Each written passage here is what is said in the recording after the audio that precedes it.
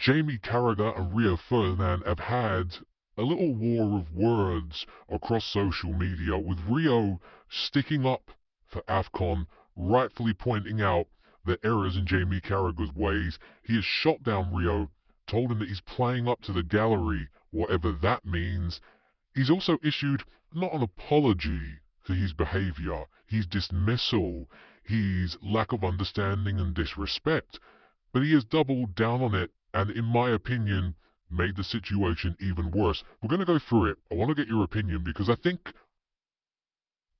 as fans of European football primarily, most of us that watch the Football Terrace, most of us in this community watch the Prem, we might watch La Liga, a bit Serie A, a bit Bundesliga, Champions League. By and large, the lion's share of our football consumption is in Europe.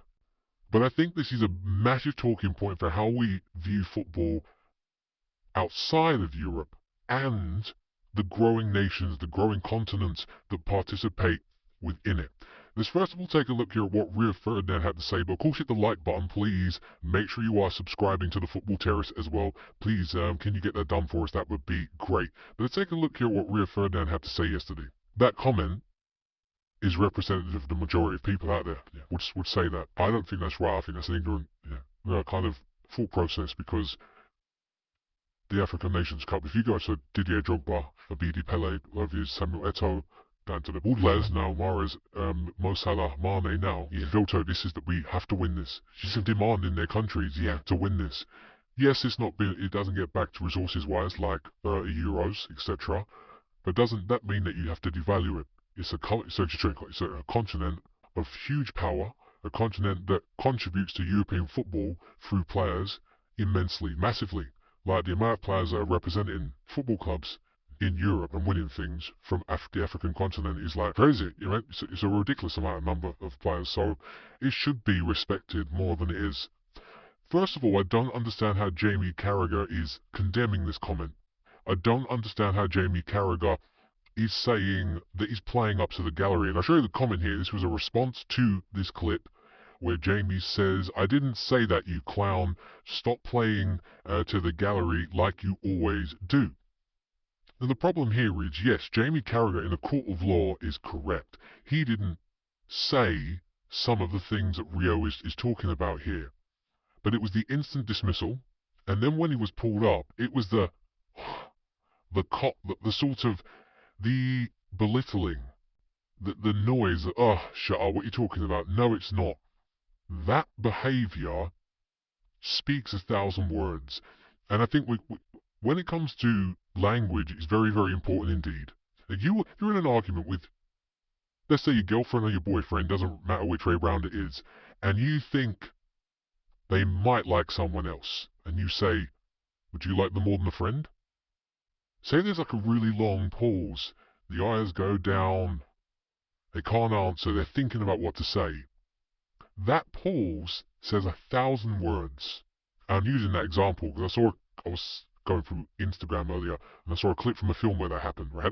That's why it's in my mind. But that pause speaks 1,000 words.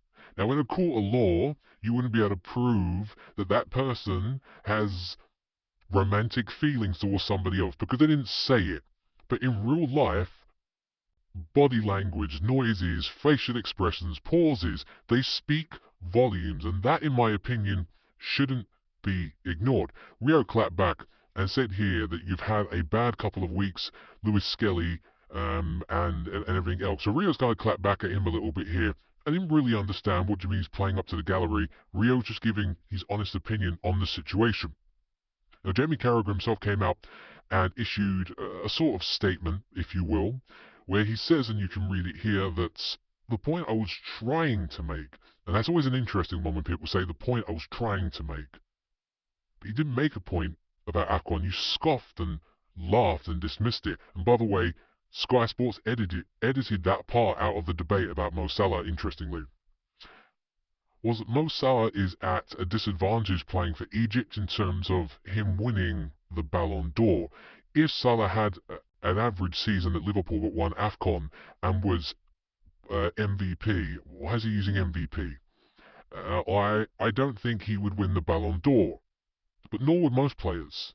Nor would most players win Ballon d'Or. Messi and Ronaldo maybe because of their levels, but let's just say now, Kylian Mbappe next season scores 5 goals all year, awful in the average in the Champions League, doesn't win anything, but then has a very good World Cup and wins the World Cup.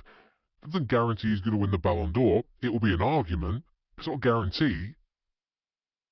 However, if Mo Salah does the same thing with AFCON, if Harry Kane does the same thing with the Euros, I don't see the difference. Most people that win a Ballon d'Or have been good right across the board. Look at Rodri last season. It then goes on to say, because I don't think AFCON carries the same weight as other tournaments. Now here lies the problem. Firstly, yes, it doesn't weigh the same as a World Cup, but nor does the Euros, Copa America, or any of them. We all fervently agree on this. However, people have got to learn, in my opinion, to be objective. Because Jamie doesn't watch it or doesn't care. Now I don't watch a lot of AFCON. That doesn't mean I'm disregarding it as not being a major tournament, not holding weight, not having hugely significant importance to people. And you can tell that lots of people love it, and you can be objective about this, because you look at the viewing figures. Record views, 1.8 billion. Crushed the Super Bowl. Record-breaking numbers. Over 2 billion people watch the African Cup of Nations. This is huge numbers, and it's growing year in, year out. Brilliant players, teams getting stronger and stronger.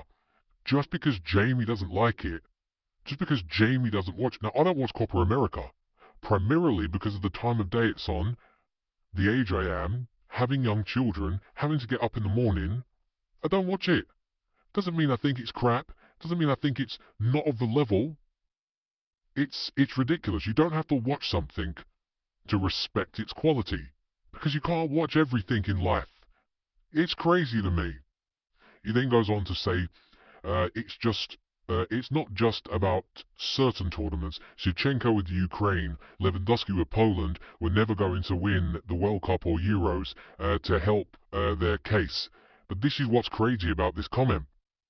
We all know that AFCON's a major tournament, and Egypt can win it. Egypt are the most time winners on 7.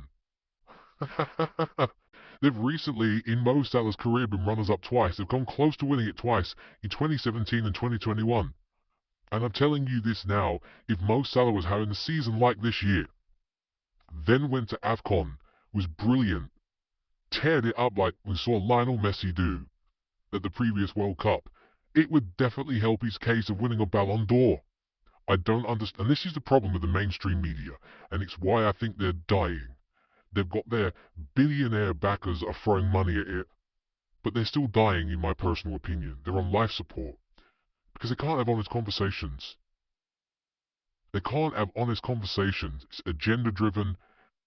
He gets called out by Michael Richards in a very polite and normal way, and his reaction is to scoff, nonsense, nonsense, nonsense. But it's this not even read the room. It's not about reading the room. It's about broadening your horizons and opening your eyes. And there was comments yesterday in our video about this, and there'll be some now today. Bookmark 8 minutes and 50 seconds when I'm saying this on the video to go, you were right, Terry. I don't think it's a major tournament. It's not as big as the Euros. I prefer Copa America. Da-da-da-da-da. It ain't just about you. I personally think the FA Cup is the greatest and most prestigious cup competition in the world for domestic clubs, for football clubs, not nations. Just because I think it doesn't mean the rest of you have to put it above the Champions League. It's a personal opinion. But your personal opinion is not worth more than a fact. And the African Cup of Nations grows. It's full of brilliant football players. It's got better and better year in, year out as the continent of Africa becomes a bigger and more powerful continent when it comes to football. The viewing figures dictate that. There is a demand from thousands, tens of thousands, hundreds of thousands, probably millions now, and I'm doing that to show the exponential growth of people that want more resource from the UK thrown at the tournament. And again, just because the UK TV company don't throw resources at it, that doesn't mean it's not a major tournament. We are not the arbitrators. We are not the gatekeepers of what is and is not a major tournament. The volume of people that watch it globally, I believe, dictates that. Jamie Carragher here coming out and attacking Rio Ferdinand, doubling down but almost exposing his own ignorance towards the tournament. Mo Salah having a brilliant AFCON in a season that he has performed amazingly in would absolutely enhance his chances of winning a Ballon d'Or. No doubt about that in my mind. As ever, I want to hear from you in the comment section below. Please make sure you are subscribing. Until next time, take care, goodbye, God bless, and I'll see you all again soon. Peace!